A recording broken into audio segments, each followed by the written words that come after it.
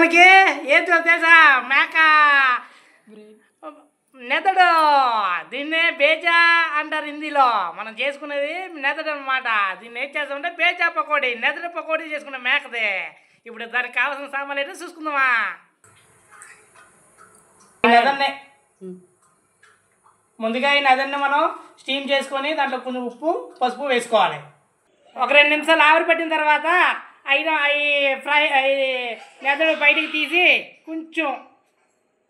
కొంచెం ఉప్పు, కారం, కార్న్ఫ్లవర్, బియ్యం పిండి వేసుకొని పకోడీలాగా ఫ్రై చేసుకోవాలి. వేసుకోవడానికి ముందుగా కొంచెం కార్న్ఫ్లవర్, కొంచెం బియ్యం పిండి, ఒక గుడ్డు కూడా వేసుకోవాలి.